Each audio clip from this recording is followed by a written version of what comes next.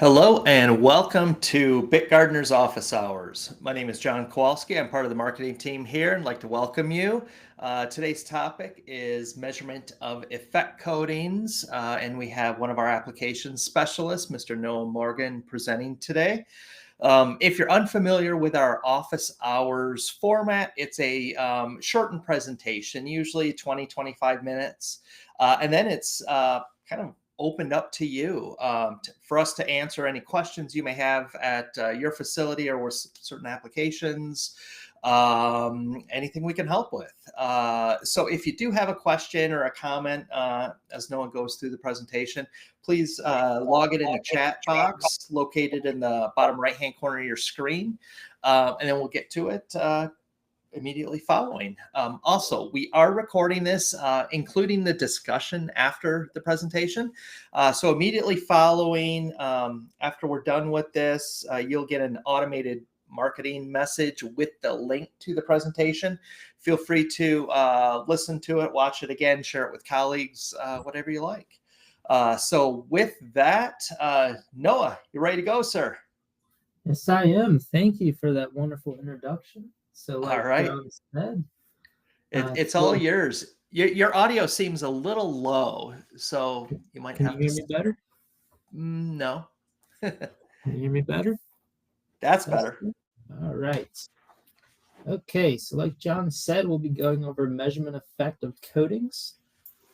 All right. Let me move this over here. Oh, we see your pointer. All right, so getting started. I just wanted to go over some basic principles of how we view color before we go into different effect coatings. So whenever we're trying to see color or view a color, it's important to have three different components. And we see those components here. We have the light source. So in this case, it's the sun. We have the object portraying the color. In this case, it's the cup. And we always have an observer, because without an observer, we can't see the color. So these three components are always necessary in order to see and identify a color. So we can then take those different components, and now we see a different diagram. But this is a great example to what's actually going on inside of that material that we're seeing the color come off of. So in this case, what we see is we have a light source that shines down on the object. In this case, it's an opaque orange sample. And what happens is this light strikes this object. There's two different types of reflectance that then happens on the surface. On one hand, we have our specular reflectance, or gloss, and this is a reflectance of pure white light. So we can see that right here. And the other type is our diffused reflectance. So this is the color that we actually see the object as. So what's happening is the pigments and dyes in this specific object, that's all these little orange things in here, they're selectively absorbing some of the wavelengths of light while scattering the other wavelengths. And so in this example, we see that the purple, the blue, and the green wavelengths of light are being absorbed into this material, and then it's scattering and diffusing the orange wavelengths of light. And those eventually get diffused throughout the surface here, and then that's what we see the color of the object as. So to reiterate that again, we have our light that shines down, and that light contains all the colors of the rainbow. It hits the sample. Some wavelengths get absorbed into the material, whereas some get scattered. And that's due to the different shapes, the irregular shapes of those pigments. And then they eventually get diffused. And then you always have your specular reflectance, or your gloss, that shines off at the opposite angle of where that light is coming from. And that's typically your white light.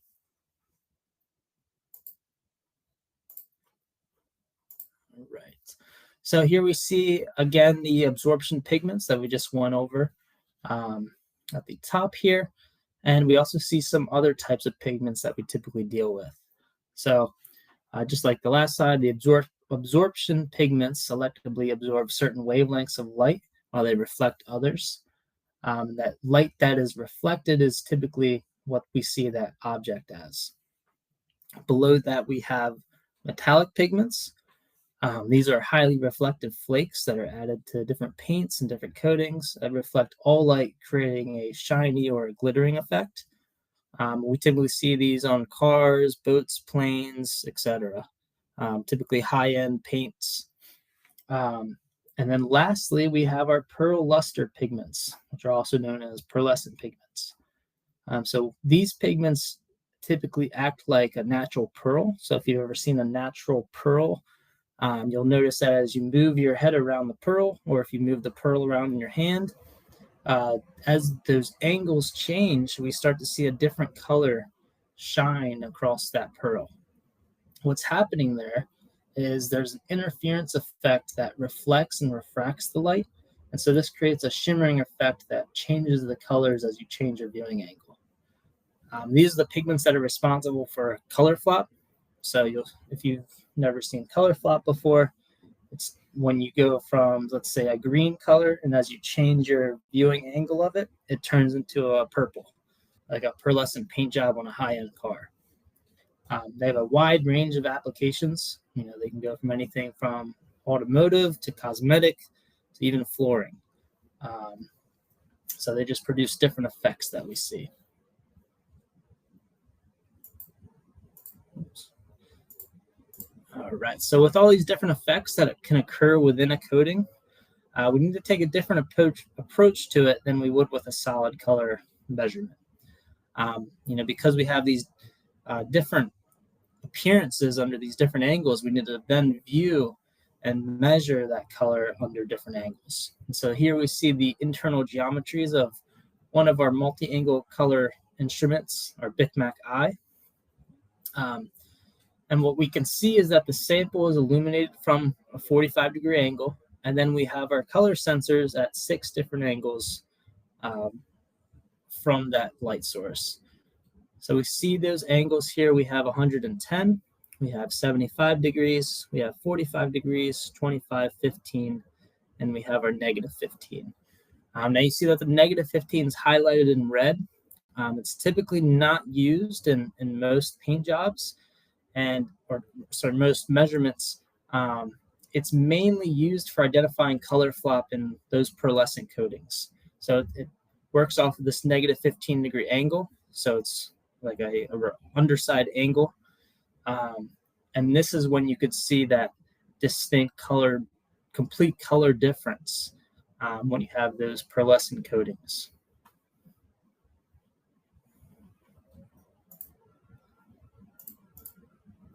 All right. So here we have a nice example of what a measurement would look like on a solid green color with that instrument. So it just shows a spectral reflectance curve for the solid green color measured at the 6 different angles. So if you're unfamiliar with a spectral reflectance curve, it's essentially the fingerprint of a color, and it shows you, what the color looks like. And so in this case, it's the solid green. So we see that the color peaks in the green region of the wavelengths of light, and it's fairly consistent between all the angles.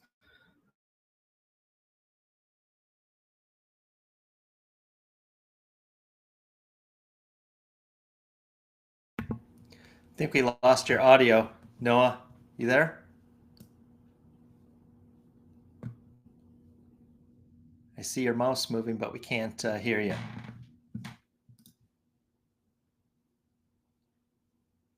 Hold on a sec, folks. I don't know if he knows. There you are. All right. I don't know what happened there, but were you able to hear this slide, or should I go over it again? Why don't you go over it again? We heard the first part. Okay, perfect. So this is showing the reflectance curves for a solid green color. Typically what you'd expect with a solid green color is that no matter what angle that you're looking at, it's going to look the same. And so we see that it was measured at 110 degrees, 75 degrees, 45 degrees, 25, 15, and negative 15. And at each of those angles, the curve is pretty much right on top of each other. So it's then showing that no matter what angle you look at, the color is pretty much the same. It's very stable. So that's very different from this one here. So this is a metallic green. So with this one here, what we're noticing is that they're no longer on top of each other, and that's because we have a light-dark flop. So again, if you're unfamiliar with a spectral reflectance curve, it's essentially just a fingerprint of a color. It's unique to each measurement. And so what we're seeing is that at the negative 15-degree angle, the color is a very light green. So the higher it is on this scale here, the brighter it'll appear, the more lightness it'll have. So this is a light green up here. And as we change our angles and eventually get down to 110 degrees, it then becomes very dark. So what we're seeing here is a light dark flop. It's important because, typically you wouldn't see this if you just measured with, say a 45-degree instrument, because you're only getting one angle at that point. And in order to accurately show what's happening with this special type of effect coding, you need to be able to measure all these different angles to gather this additional data. One quick question, if you don't mind scooting back one slide, Noah. Got a couple questions in here. I thought we'd just address them here, something a little different. But is the angle always referenced from specular? Yes. So that's the angle that it's so that would be your zero essentially, and then the angles go off of that. Okay, great. And then second question, is the reflectance value reference to a white tile or something like a mirror? Typically I would say I don't know the answer for sure. I can definitely find out for you, but I want to say it's the reference to a white tile. Okay, yeah, that's what I would guess too. I'm not the technical expert, but Mark, we'll get a definite answer for you and get back with you after the fact if that works. Okay, you're welcome. All right, continue on, Mr. Noah. All righty. Yeah, so here we have a special example. So unlike the other ones, we just saw, whereas the solid green pretty much stayed in the same location every time, so it didn't change color. The metallic green, it had a light dark flop. Now we're seeing a metallic silver. It's pretty much a drastic example of a light dark color flop. So we see with this metallic silver, it goes from a very light color at negative 15, so it's very high on that reflectance. And then at the very opposite angle at 110, we see that it's very, very low. It's almost dark or almost black. And so you'll notice this if you ever see a metallic silver car that has a lot of contours on it. You'll see it goes from a very light visual down to a very dark visual. So it really brings out the contrast in the contours of a vehicle. So that's why it's used mainly in a lot of automotive applications. But again, it's a great example to show that you really need to identify and measure at all these different angles to fully understand what's happening with this type of coding.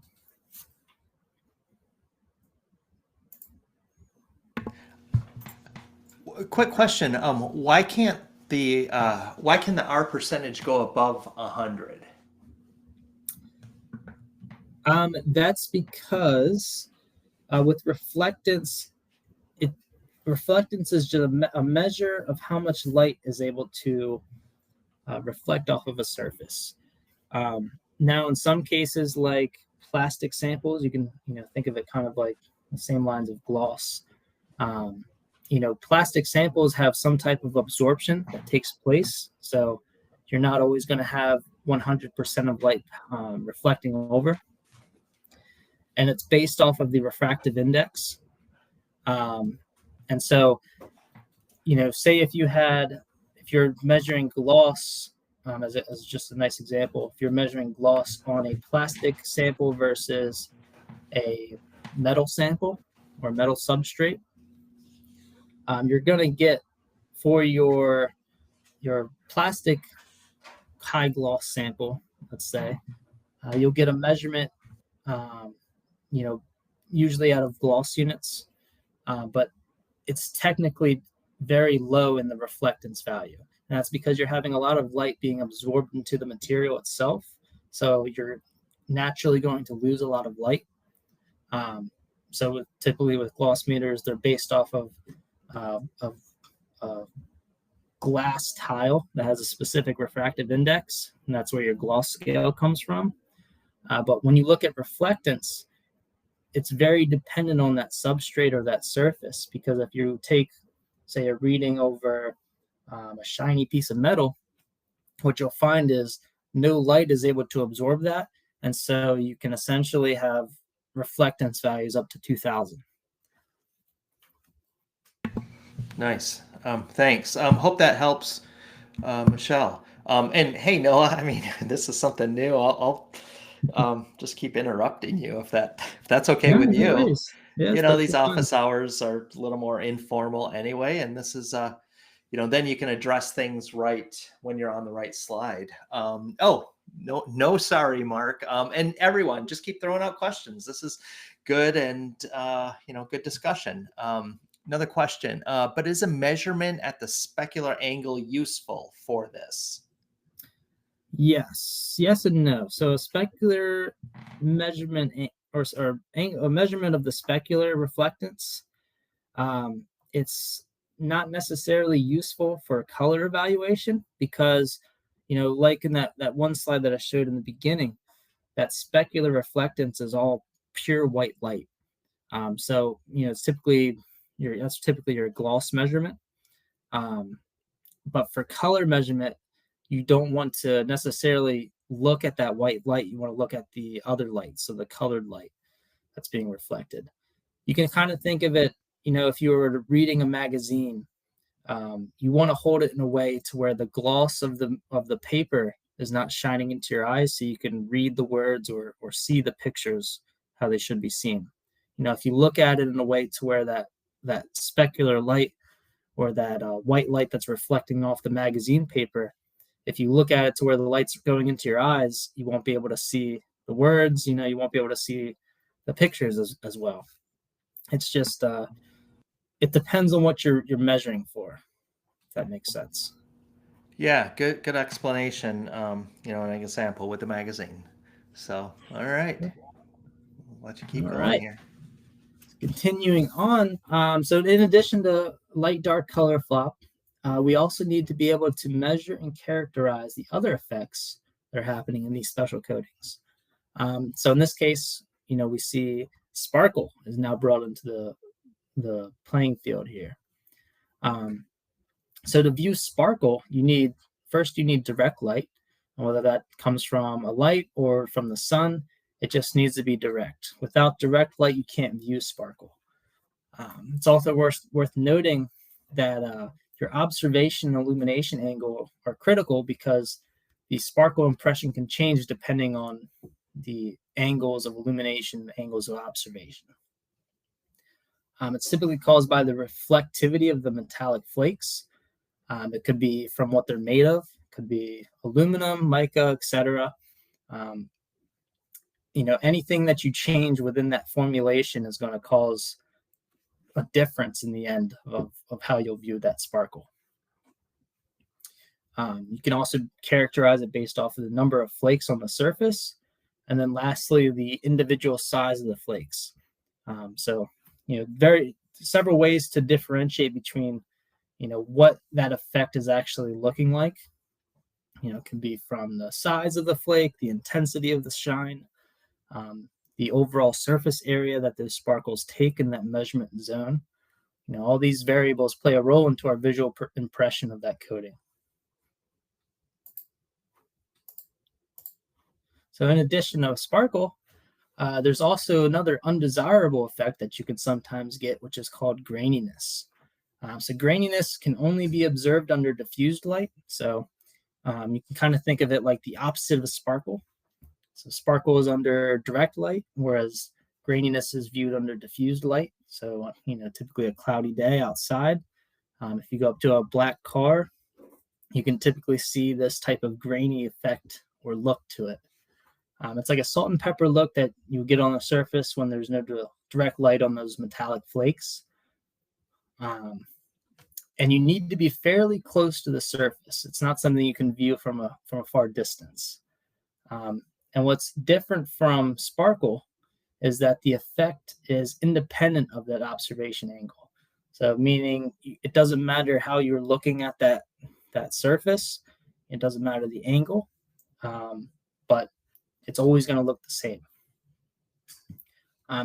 Like I've mentioned before, it's an undesirable effect. So potential causes for it, it could be from the flake material or the flake size, the disorientation of the flakes, meaning that the flakes aren't all laying in the same direction.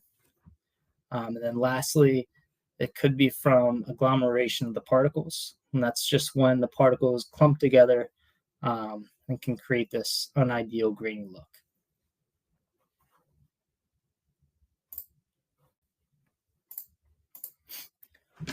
Right, so something important to note again is that color is an integral of the spectral reflectance over the measured area. So with that in mind, there's no differentiation between the different layers of a coating because the color is calculated as a total. So, we're not measuring, you can't differentiate between the different layers like the base coat, your primer. We're just measuring that total end appearance. Sometimes we'll need to also see the color component can be exactly the same, but visually the samples may look different.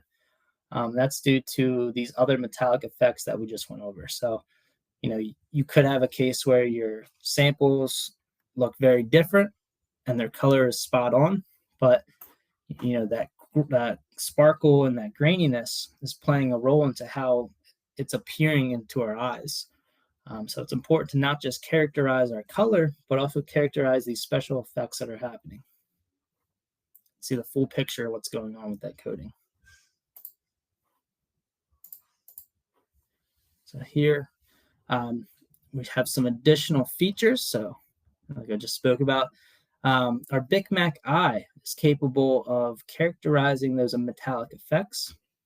And one of the ways it does that is by using a camera that can essentially replicate the spatial resolution of the human eye and accurately depict what we would see as far as sparkle and graininess go. It's able to take pictures with different lighting conditions. So it'll simulate a sunny day using direct light and then a cloudy day using diffused light.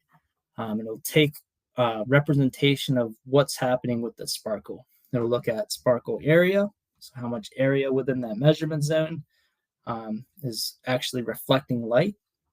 It'll look at sparkle size, so the individual sizes of those shining sparkles, and then it'll look at sparkle intensity, so how intense of a shine is that sparkle causing. And it looks at 3 different angles as well. So you have 15 degrees, 45 degrees, and 75 degrees. Each one of those angles, you can find something different about what's happening, with that surface. So the 15-degree angle illumination provides information about sparkle area related to the flake size. So a larger sparkle area at 15 degrees indicates that you have larger flakes in that paint. 45 degrees, it provides an intermediate measurement of sparkle between 15 and 75. So you can always compare back and forth between them. And then at 75 degrees, the angle relates to the sparkle intensity. So the higher the sparkle intensity at 75 suggests a higher concentration of flakes that you have in that measurement location.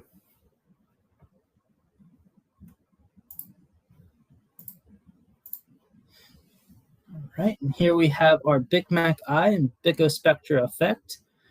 These are both very nice tools to evaluate coatings, especially effect coatings numerically with the BYK and then visually with the Bicospectra effect.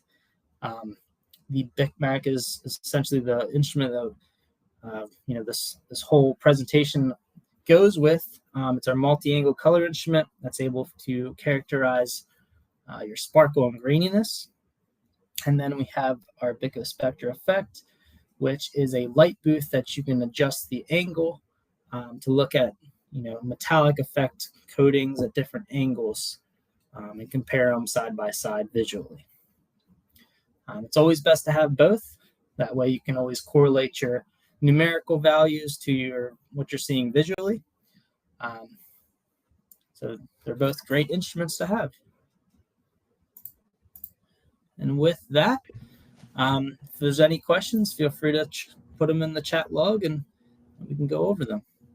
Yeah, thanks, Noah. Appreciate the insight. I'm just going to flip the slide here. I'm glad you had this in here because best practices are to use both a light booth or light box like the Spectra effect here for visual analysis, as well as pairing it with instrumentation to round out your whole color program.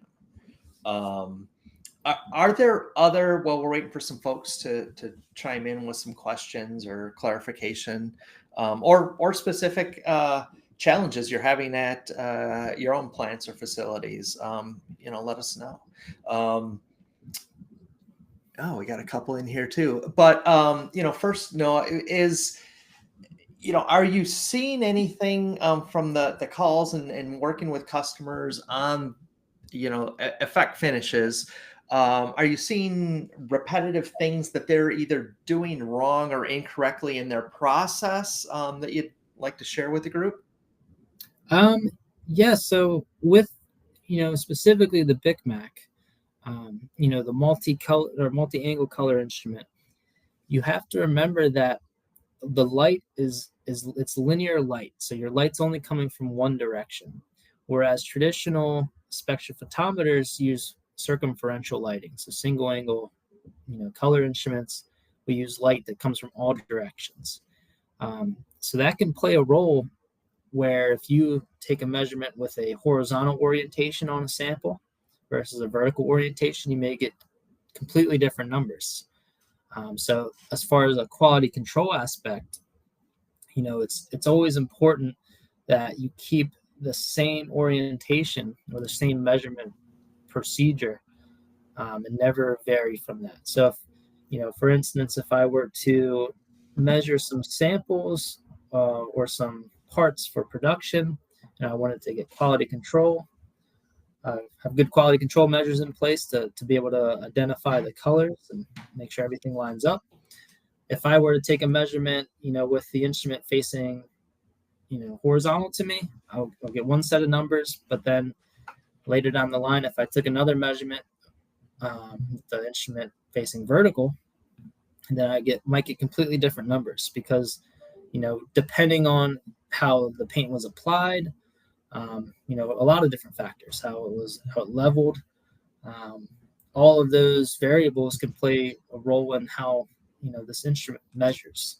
So whenever measuring, it's always good to, keep the same orientation, measure the same way every time, so you're comparing apples to apples. Nice. Yep. Makes sense. Okay. Into the questions here. We are painting a textured white paint over SMC plastic. We have a high film build and color measured with a colorimeter that shows the color to be within 1 delta E. However, the appearance of the paint looks grayish around the contours of the part. Our customer believes this visual condition is to be a light paint condition, but film build is good. Thoughts? Want me to read it again? Or you can see reading it right now. Okay. Very interesting. Is it an effect paint or is it a regular solid white color? Do you know? Becky, I've unlocked your microphone. If you want to chime in, you can unmute yourself now and elaborate if you don't mind. And to do that, there's a little red circle in the upper right-hand corner with a microphone in it. If you just click on that, it'll turn your mic on. If you have that capability, at your desktop. If not, you can always reach out to me and we can talk offline. But it could be that that sample may show some type of gray color to it at different angles. So it'd be worth moving it around visually and seeing if in fact at certain angles it looks slightly grayish, because that would explain the contours. When you're looking at these contours, if everything has the same film build, you should see the same color unless there's something else at play with that specific formulation. Yeah, Becky, we'll reach out to you directly, and something like this too. If you're seeing this, and after you talk to Noah or one of the other application specialists, we'd invite you to send in a part, and we can take it to our lab and do some testing and some further analysis on our end too. So that's always open. But we'll get in touch with you on your challenge here. Next one, Noah, you're going to have to help me out here because this is getting into some technical stuff that is beyond my marketing experience. I'll let you read it. No problem. For the sparkle angle at 15. All right, let me see. And if you could also read it for the group here. All right. Yes, so for sparkle at angle 15, you mentioned the number correlates to flake size. Do you have additional information showing this? What study was run that showed the sparkles with size 15 UM was this essay, but then size 30 UM with this? That's a great question.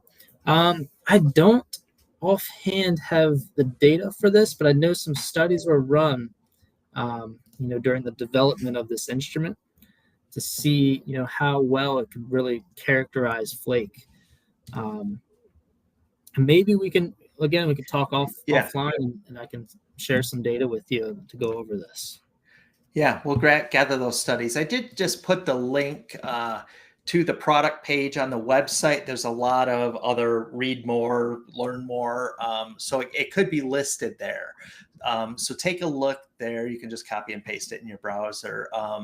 But in this case too, Michelle will reach out to you with the right studies to review with you. Next question. What's the difference between the BYK and the BYK-I? Yes. So our BYK was it's one of our legacy instruments. It came before the BYK-I. The BYK-I later came down the line. And this added in that effect, special effect, flake characterization, all that information into it. Whereas the BYK-I was strictly just color at different angles. So the BYK was just a multi-angle without the sparkling graininess and the effect reading, yep. Whereas the I brought that into the instrument. Okay. Yep. Cool. That's it. Is the BYK light source the equivalent of D65? Can you also modify or change that? Yes. The instrument. Yes. So you have a lot of different options for choosing what light source that you want to use, and D65 is one of them. You can change it either on the instrument itself, or you can change it on the software. But it depends on what you're trying to do.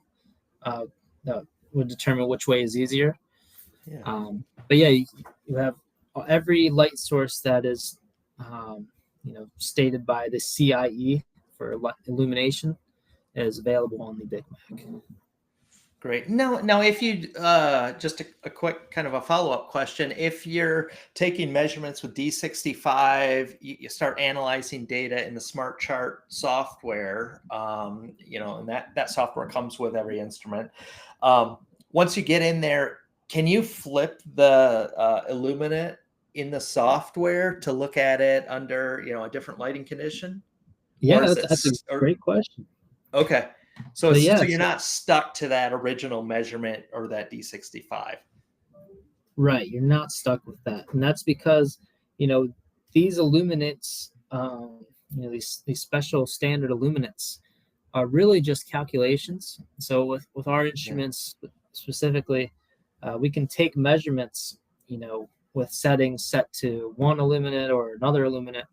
But then in the software, we can then change whatever, we can change the illuminants after the fact and see how that data would change if it were under a different light source, which is a really nice feature to be able to see, things after the fact and change around, what the data would look like.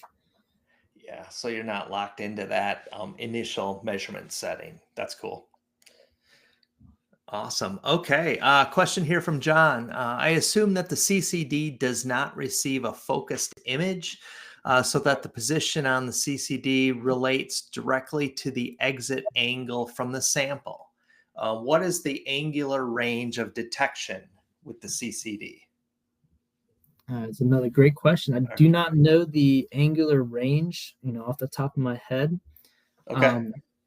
But I do know that what it does is it essentially takes a picture. It puts the light source, whether it be diffused or direct light, and it takes a picture of essentially what that would look like. And again, that space it uses it correlates to our human eye with that spatial resolution. So it'll look at the surface almost as if our human eye is taking a look at that surface under direct light, then under diffused light, and then capture what these different sparkle indexes look like. Okay. Okay, cool. And again, John, we can get the exact range of detection from that, but yeah, it's similar to the human eye. Yeah, Noah. Yep, that's right. Okay. Oh, just reading down Becky. Her microphone didn't work, so yes, we'll follow up with you. Other questions? Keep them coming in. We got some time left here. Are there other I guess, challenges that you run into frequently with customers? You talked about the process and kind of locking down that and keeping that apples to apples, but are there other things that you're encountering? I would like to say, with this instrumentation and our software, what we're able to do is create digital standards. So if you're unfamiliar with the digital standard, what that essentially is in the past, to keep plants in the same track, you would send out physical standards, and then each plant would measure those physical standards and keep them in a safe place. But with digital standards, you essentially can have, that fingerprint of that color, that very specific spectral reflectance curve. And then what you can do on top of that is add in specific tolerances, specific difference equations that you want to use, and then send that out to all your plants. And at that point, now every one of your plants is using the exact same color down to the T, and it's also incorporating the same exact tolerances that you set out. So it keeps everybody on the same page, and it's a very nice resource to have. Yeah, saves a lot of time and FedEx charges, and also just standards being, if they're not stored properly, degrading over time. So it keeps that digital, like you said, fingerprint, and then your plants from shift to shift, from plant to plant, from supplier to supplier, anywhere in the world can look at that color information and immediately tell if it's a pass fail. Mm-hmm. Okay, another question. Maybe not effect characterization, but why can color not be judged on a less than sunny day? Are there different wavelengths of light coming through and interacting differently with the panels? Great question. Yeah. So I wouldn't say that it can't be judged, but that's entirely dependent on your own internal quality control measures. But I think it's good to judge the color on both a sunny day and a cloudy day.